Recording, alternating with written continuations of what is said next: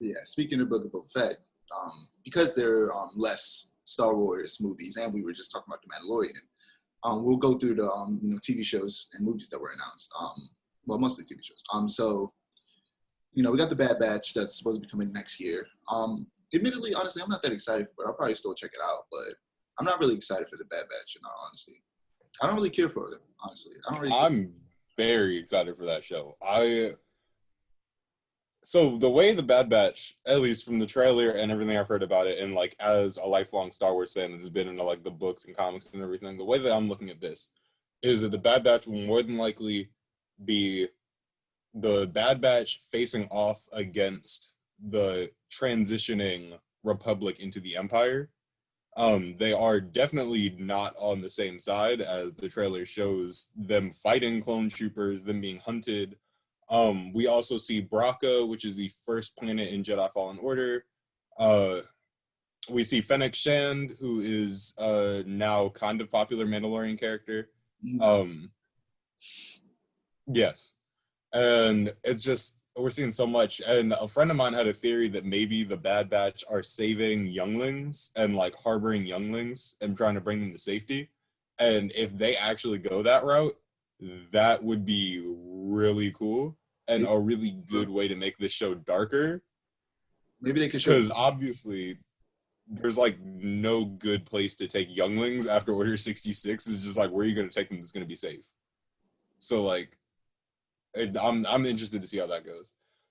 Also, though, at least from what the way I was seeing it, Bad Batch isn't just Clone Wars Season 7 animation style. It also looks to be a little bit of a mix of the Star Wars Resistance animation style, because they look a little too shiny to be Clone Wars Season 7. Like, Clone Wars Season 7 was very, like, matte. They had reflections on them, but they weren't shiny. They look shiny.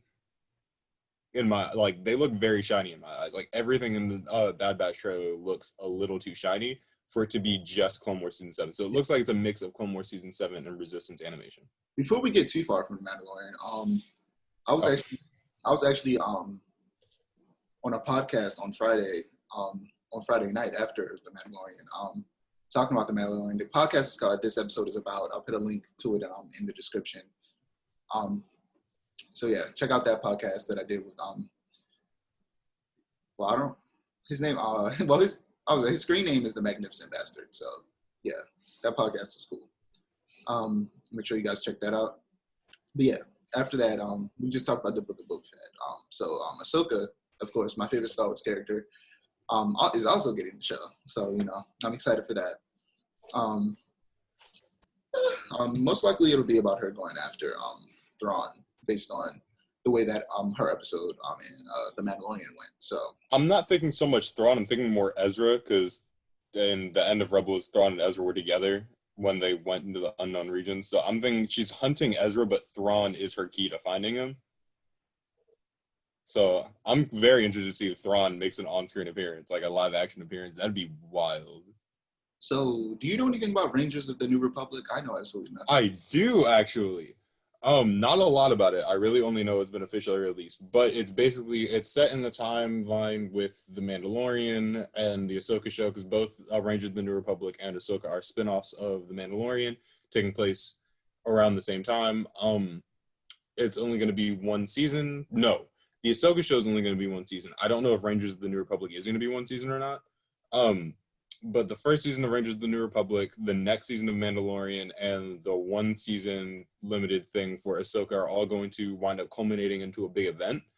And Rangers of the New Republic is basically just that. It's about New Republic, like, Rangers or something like that. I just hope we get to see the two pilots played by Dave Filoni, and I keep forgetting this guy's name. He's in Kim's Convenience, which is one of my favorite shows. Hang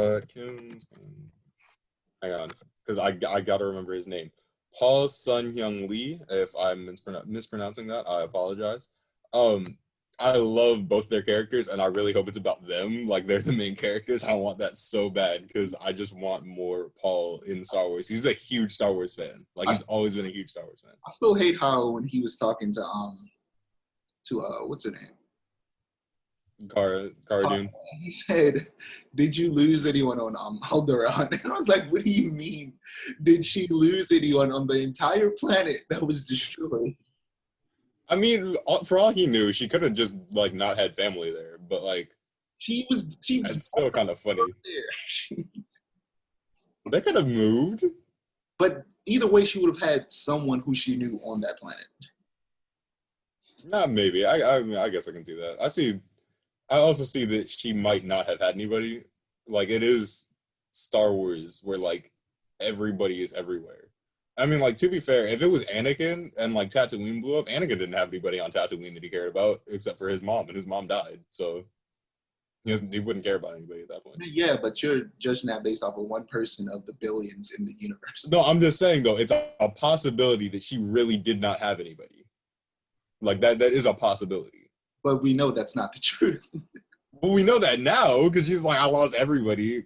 But I'm saying, like, if like there are people that have nobody, that if an entire planet blew up, they wouldn't care because We also have Andor series. I'm not real excited about that. Me neither. It's another series I don't really care for. That's gonna I mean, be. I didn't. I'm. Oh, I feel like there's gonna be such a flood of content, and a lot of it I'm just like, and I'm just like, it's so much of it that I'm just like, some of it I don't really care for. I think Andor is the only thing I don't care about out of like the Star Wars things being released because I'm excited for every single other thing. Like, really excited for it. Andor, I didn't like Cassian's character all that much. Like, he was the coolest out of the Rogue One cast, in my opinion, but the Rogue One cast wasn't why I liked that movie.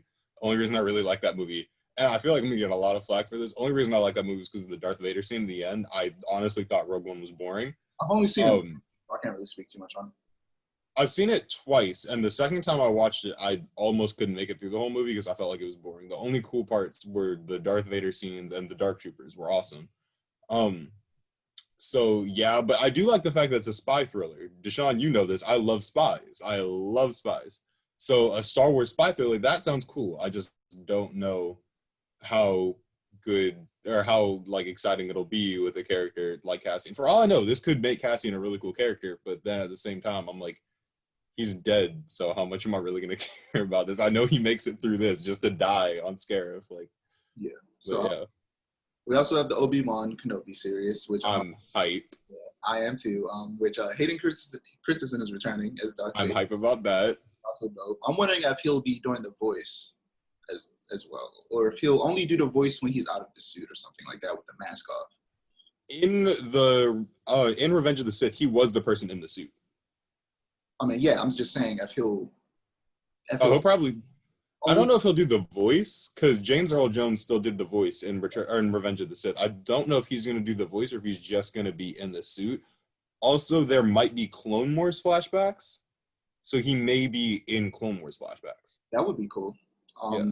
It would be cool to see him act like the Anakin we see in the Clone Wars cartoon. Oh yeah, we've never seen him act like that. He always because Anakin in the Clone Wars cartoon and Anakin in the prequels feel like two completely different characters.